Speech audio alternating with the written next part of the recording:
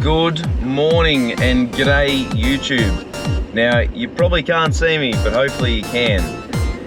You're probably wondering, what am I doing up at 20 to 4 in the morning?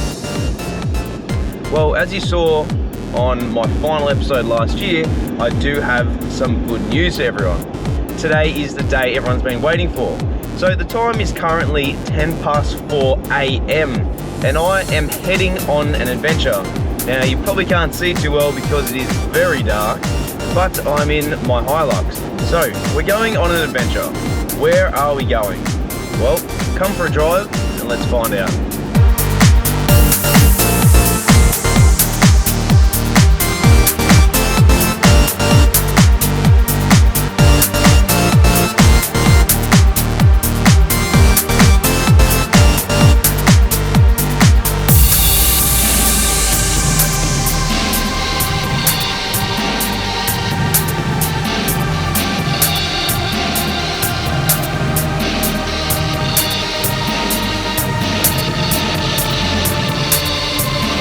Alright everyone, we are nearing our destination. So, any ideas yet where we may be going?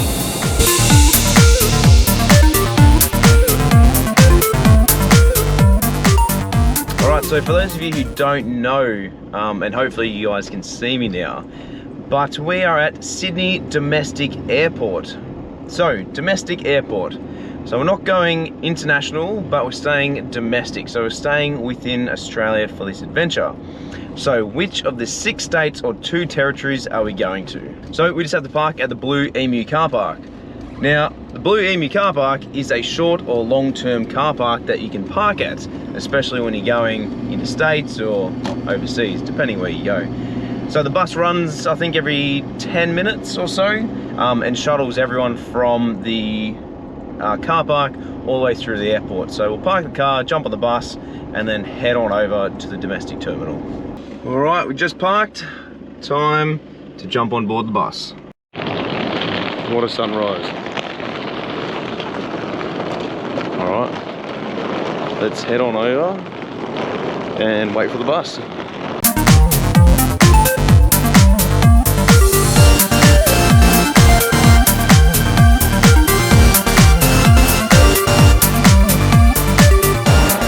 Walking through customs and you get pulled up for a bomb check.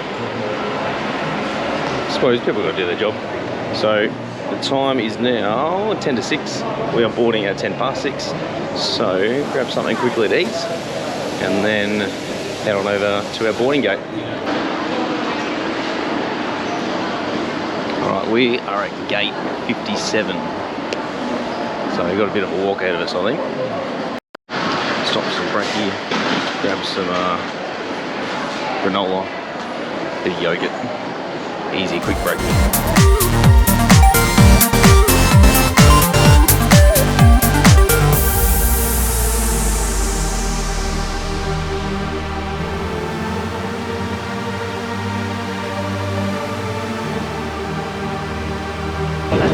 Ready to go.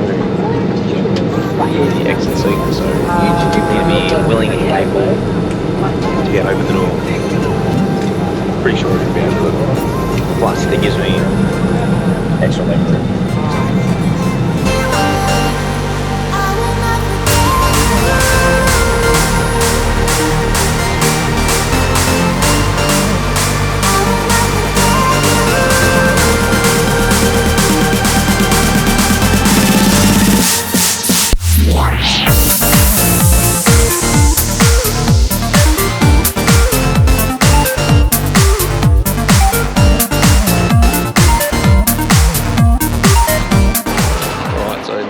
Flight, a couple of cheeky seltzers on the way, and we're just walking through the Adelaide airport now. So if anyone has worked out where we're going, leave it in the comment section below.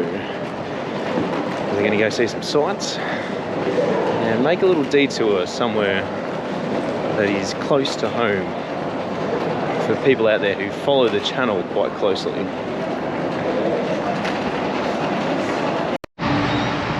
Right, we're at the rideshare pickup, so we're just waiting for our Uber driver. His name is Naveen. He's driving a Hyundai Kona, so keep an eye out for him. One thing about South Australia is they have 7-digit number plates, so it always starts with an S for Sierra. I think it's like 6 digits and then 6 numbers. Oh, I think this could be him right now. So, bit of an interesting fact, whereas most places in New South Wales have 3 digits, 3 numbers in any consecutive order. Awkward, that wasn't him. All right, take 2. Here he is in the Hyundai Kona.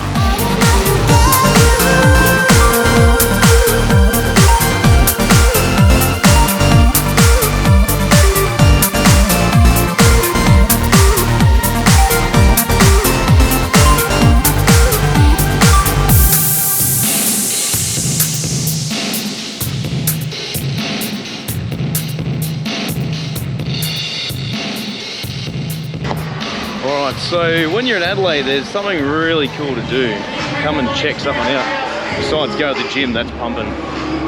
It is visit the one and only Mini Sport in South Australia. Let's go in and have a look.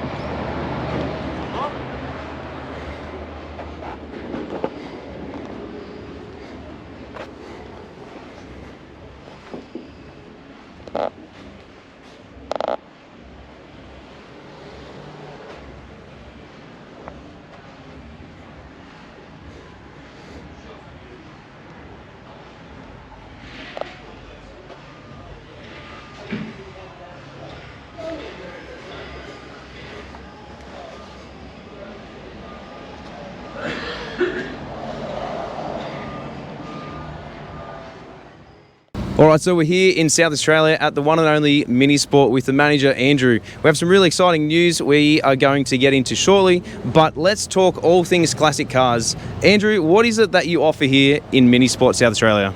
We supply parts across Australia and Australasia, and we also have a team of sales staff that have the knowledge of how to fit the parts too. So yeah, you know, like you don't get that everywhere. Yeah, nice. So how long has Mini Sport been around for in South Australia? Tony started Mini Sport back in the 60s. It was a passion that led to a company named Minifix, which would then later become Mini Sport. The passion sort of never died, and the cars keep going. So how can customers get in contact with you guys down here?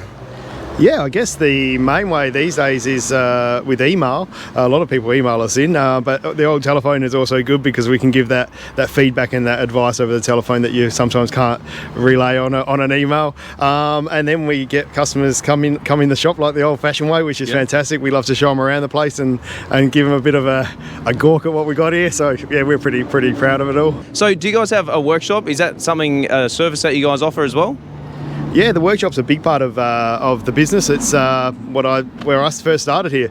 I started on the floor as a mechanic, and we got a team out the back that offer from base servicing right up to full nut and bolt restoration, and everything in between. Okay, so you're also talking about where Mini Sport came from. Has it recently changed hands? Yeah, we've had a change of ownership. The old owner has retired. That was Tony, which I mentioned before. And yeah, in 22 we got a new owner, Jono, and with Jono comes a bit of a fresh approach, some different eyes, bit of a change, and it's sort of been it's reinvigorated it for a lot of us here. Yeah. All right. So working together, what are we going to be offering my subscribers and your customers? Yeah, well, I really hope to.